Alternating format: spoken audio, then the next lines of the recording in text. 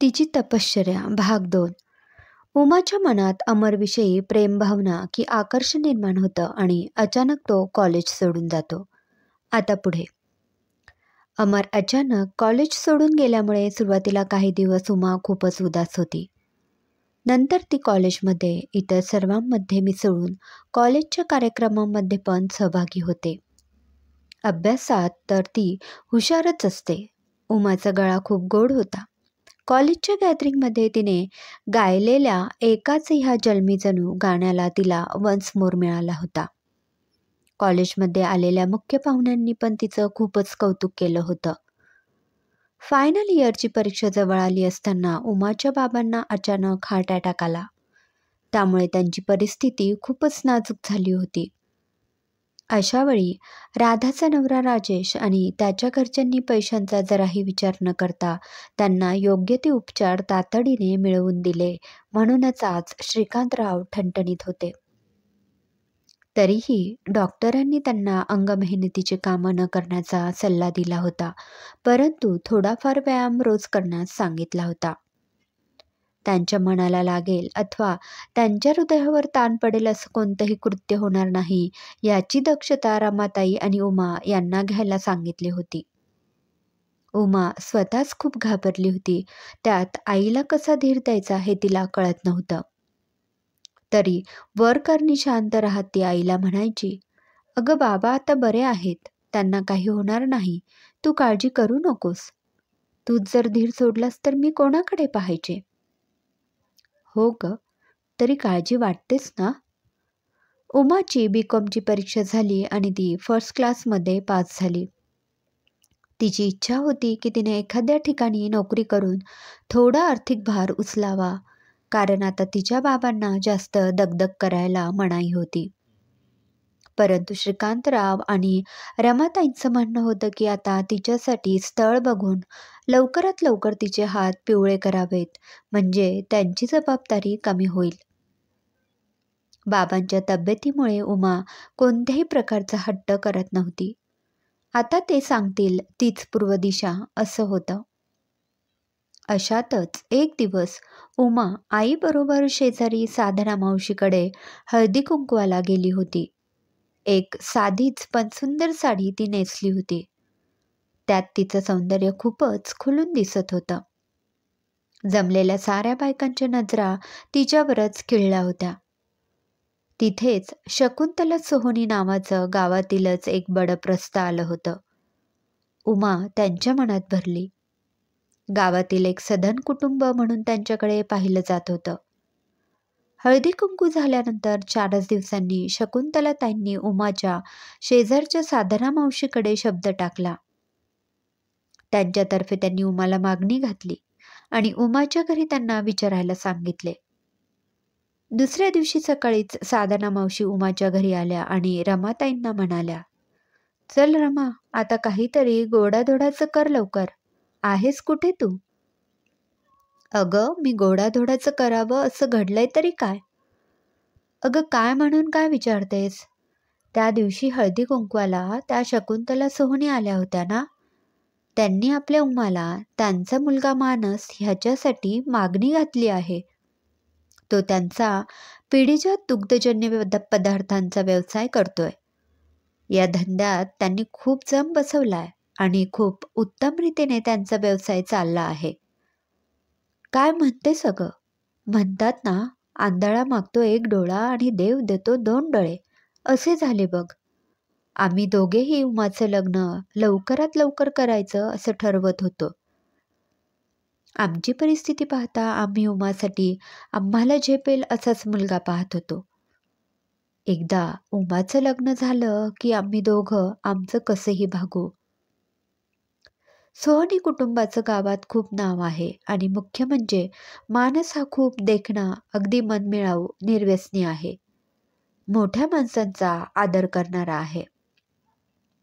उमाचे बाबा आणि उमा सुद्धा तिथेच बसले होते. श्रीकांतराव म्हणाले, "उमा खूप देखणी आहे, त्यांनी मागणी घातली इथपर्यंत ठीक आहे. परंतु एवढ्या श्रीमंत घराण्यापुढे आपण कसे काय पुरे पडणार?" "अहो, राधा सुद्धा श्रीमंत घरातच पडली ना. त्यांना आपली परिस्थिती ठाऊक होती. त्यांनी फक्त श्रीफळ आणि मुलगी द्या असं सांगितलं. त्यांनी सांगितलं, परंतु सोहनी कुटुंब पण असंच म्हणतील असं नाही ना? एवढ्या श्रीमंत लोकांकडून मागणी आली की मनात थोडी शंका उत्पन्न होते. मुलाचं सगळं व्यवस्थित असेल ना? त्याला काही आजार की बाहेरचे त्याचे एखादं प्रकरण असं काही नाही ना? याची सगळी आपल्याला पूर्ण चौकशी करावीच लागेल. मावशी म्हणाल्या, अहो चौकशी तर करायलाच हवी, परंतु आत्तापासून तुम्ही नकारात्मक सूर लावू नका. तुमच्या दोन्ही मुली नशीबवान आहेत आणि देवाची तुमच्यावर कृपा आहे म्हणा ना. उमाच्या कानावर ही चर्चा पडली आणि ती स्वप्न रंगवू लागली. हा माणूस कसा असेल? आता तरी आपल्याला दैवाचे चांगले दान पडेल ना? आपली फसगत तर होणार नाही ना? इथे आपण आईबाबांच्या छत्रछायेत वाढलो आहोत. इतर मुलींसारखे आपले खूप लाड हौसमौज झाली नाही. असं असलं तरी आपल्याला आईबाबांचं खूप सारं प्रेम मिळालं. आपल्या वर्गातली सुलभा ती तिच्या श्रीमंत मामाकडे वाढली. तिचे आईबाबा लवकरच देवाघरी गेले, परंतु मामीने तिचा खूप छळ केला. सुलभा आहे म्हणून मामीने घरकामाला कोणी बाई ठेवलीच नव्हती. सुलभाला जास्तीत जास्त त्रास कसा होईल यातच ती धन्यता मानायची. नशीब सुलभाला शाळेत तरी पाठवायचे. शाळेत येताना सुलभाचा चेहरा पार उतरलेला असायचा. म्हणूनच मला वाटते की आईबाबांचे प्रेम मिळणं हेच आपल्यासाठी खूप लाड आहेत. अवघी 22 वर्ष पूर्ण झालेली उमा स्वप्नरंजनात रंगून गेली. ज्या माणसाबरोबर आपण पूर्ण आयुष्य एकत्र घालवणार आहोत, तो माणूस कसा असेल बरं? तो आपल्याला समजून घेईल ना? आपल्यासारखा मनमोकळा इतरांना समजून घेणारा असला पाहिजे. श्रीमंत असला तरी गरिबांची कदर करणारा पाहिजे. कॉलेजमध्ये जाताना सुद्धा उमा अगदीच साध्या कपड्यांमध्ये जायची. तिच्या मनात आलं आपल्याला छान छान ड्रेस साड्या वापरायला मिळतील. कॉलेजमधील काही मुली नवीन फॅशनचे कपडे घालायच्या, उत्तम प्रतीची सौंदर्य प्रसाधने वापरायच्या. वेगवेगळे कानातले असायचे त्यांच्या कानात. तसंच उंची परफ्युम्स दरवळ आजूबाजूला नेहमी सतत जाणवायचा. उमाला तेव्हा वाटायचं आपल्याला पण या सर्वाचा अनुभव घ्यायला हवा. फक्त एकदाच कॉलेजमध्ये असताना उमाने स्नेहाजवळ लिपस्टिक मागितली होती. बाबांना कळल्यावर बाबा खूपच रागवले होते. तेव्हापासून उमाने आपल्या साऱ्या भावना मनातच ठेवल्या होत्या. आता उमाच्या मनात त्याला पाहण्याची उत्सुकता निर्माण झाली. उमाची इच्छा लवकरच पूर्ण होण्याची संधी प्राप्त झाली. संध्याकाळी साधना मावशी उमाच्या घरी आल्या आणि म्हणाल्या, रमा, अगं ऐकलंस का ग? सोहनीकडची मंडळी या रविवारी उमाला पाहायला येणार आहेत. 2 दिवस दिले आहेत त्यांनी आपल्याला. तुम्ही तयारीला लागा. काय उमा, खुश आहेस ना? साधारणा मावशीने असं विचारताच उमा चक्क लाजली. अगं लाजतेच काय? आता खऱ्या अर्थाने तुझ्या आयुष्याचं सोनं होईल. सोहनी खूप श्रीमंत असले तरी माणुसकी जपणारे आहेत. तुला तिथे नक्कीच प्रेम मिळेल. हे ऐकून रमाताई आणि श्रीकांतरावांना खूप धन्य झाले. आपली मुलगी सुंदर आणि खूप गुणी आहे. तिला मानससारखा कोंदण मिळालं तर नक्कीच या हिराचं भवितव्य उजळून निघेल. उमाच्या घरची परिस्थिती बेताची होती, तरी तिचे आई बाबा खूपच स्वाभिमानी होते. घरात एखादी वस्तू नसेल तरी त्यांनी कधी शेजारून मागितली नव्हती. आपल्याकडे जे आहे त्यात भागवायचं असं त्यांचं म्हणणं होतं. एवढी श्रीमंत मंडळी घरी येणार म्हणून कर्णिकांकडे खूप आवरावरी सुरू झाली. आहे तेच घर नीट व्यवस्थित लावून त्यातल्या त्यात नीटनेटकं ठेवलं. शेवटी तो रविवार उजाडला. संध्याकाळी 5 वाजता मानस, त्याची आई शकुंतलाताई, बाबा शामराव आणि मानसची लग्न झालेली मोठी बहीण शीला आणि भाऊजी कर्णिकांकडे आले. आज पहिल्यांदाच एटदार मर्सिडीज गाडी कर्णिकांच्या घरासमोर लागली होती. त्या कुटुंबाकडे पाहून श्रीमंती थाट लक्षात येत होता. सर्वांच्या चेहऱ्यावर सदनतेचं तेज झळकत होतं, परंतु कुठेही गर्वाचा लवलेश नव्हता. आजूबाजूच्या शेजारी पाजारी सर्वांचंच लक्ष मर्सिडीजवर खिळलं होतं. उमाला एका श्रीमंत मुलाकडून मागणी आली आहे हे सर्वांना कळलंच होतं, पण त्यांच्याकडे मर्सिडीज आहे हे मात्र आजच कळलं होतं. साधना मावशी पण कर्णिकांकडेच होत्या. श्रीकांतराव आणि रमाताईंनी सर्वांचं हसून स्वागत केलं. या बसा ना. कर्णिकांनी घरातील खूप जुना असलेला सिलिंग फॅन सुरू केला. घर सापडायला काही अडचण आली नाही ना? शकुंतलाताई बोलल्या. अहो, मी 2 दिवसांपूर्वीच साधनाताईंकडे हळदी कुंकवाला आले होते ना, त्यामुळे घर माहितीच होतं. उमाची मोठी बहीण राधा सुद्धा आज रमाताईच्या मदतीला आली होती. तिने हळूच बाहेर डोकावले आणि उमाची मस्करी करण्याच्या इराद्याने ती म्हणाली, मज्जा आहे बाबा एका माणसाची. आता काय तू मर्सिडीजमधून फिरणार? राजाची राणी, श्रीमंती तुझ्या पायाशी लोळण घेईल, परंतु मुलगा मात्र दिसायला खास नाही. बुटका, जाडा, काळा, म्हणजे तुझ्यासाठी जरा विजोडच आहे. ताई, इथे माझ्या छातीत धडधडतंय आणि तू काय ही माझी मस्करी करतेस? हे बघ ताई, मुलगा दिसायला कसाही असला तरी माणूस म्हणून कसा आहे हे महत्त्वाचं आहे.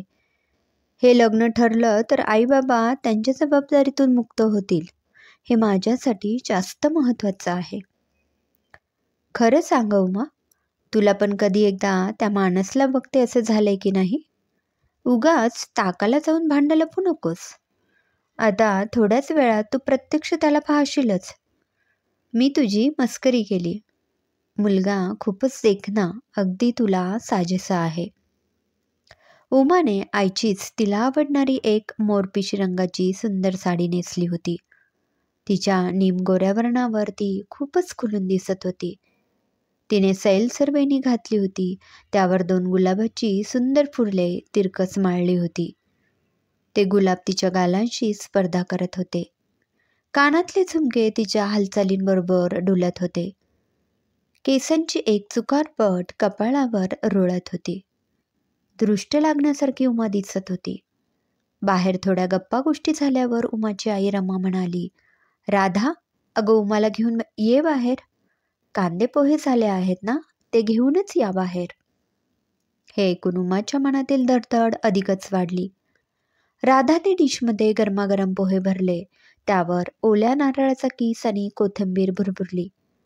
ती तिला घेऊन बाहेर आली. उमाची नजर खाली जमिनीवरच होती. शकुंतलाबाई तिला धीर देत म्हणाल्या, उमा, अगं लाजू नकोस, ये इथे माझ्याजवळ बैस बरं. उमाने आधी सर्वांच्या हातात पोह्याच्या डिशेस दिल्या आणि नंतर ती शकुंतलाताईंच्या जवळ बसली. मानस समोरच बसला होता. तिने हळूच एकदा त्याच्याकडे पाहून घेतलं. तो मात्र दुसरीकडेच पाहत होता. उमाच्या मनात आलं की हा खूपच देखणा आहे. अगदी एखाद्या सिनेमातील नायक शोभतोय. हा आपल्यासारख्या साध्या सरळ मुलीला होकार देईल का? मानसची आई शकुंतलाताई आणि बाबा शामराव यांना उमा खूपच पसंत पडली. परिस्थिती बेताची असली तरी उमावर शिक्षकी संस्कार होते. श्रीकांतराव आणि रमाताई खूपच समाधानी होते. कांदे पोह्यांचा कार्यक्रम झाल्यावर थोड्या गप्पा मारून सोहनी कुटुंब तिथून निघालं. रमाताई आणि श्रीकांतरावांच्या आशाळभूत चेहऱ्याकडे पाहून शकुंतलाताई म्हणाल्या, आम्ही लवकरच तुम्हाला कळवतो, काळजी करू नका. नंतर घरी आल्यावर शकुंतलाताई आणि शामराव खूप खुश दिसत होते. शकुंतलाताई मानसला म्हणाल्या, आम्हाला दोघांना मुलगी पसंत आहे. तुझं काय मत आहे ते सांग, म्हणजे आपण लवकरच त्यांना होकार कळवूयात. हो आई, सर्व चांगलंच आहे, परंतु मला आणि उमाला नीट बोलता आलं नाही, त्यामुळे आधी तिला भेटून मी तिच्याशी बोलतो, मग आपला होकार किंवा नकार कळवूया. तुमच्या हल्लीच्या मुलांचं जग जरा वेगळंच असतं. इतकी छान गुणी आणि संस्कारी मुलगी कुठे बघायला पण हल्ली मिळत नाही. खरं सांगू का, सून नेहमी गरिबा घरची जाणावी, म्हणजे ती सासरी गुण्या गोविंदाने नांदते. तिला परिस्थितीची जाणीव असते. म्हणून ती आपला संसार निगुतीने करते, मोठ्यांचा मान राखते. म्हणूनच आम्हाला खूप आवडली आहे. आता तुला जे योग्य वाटेल ते कर, पण जो काय निर्णय घ्यायचा आहे तो लवकर घेऊया. मानसची आणि उमाची भेट कशी झाली ते पाहू पुढील भागात. क्रमशः. लेखिका सीमा गंगाधरे.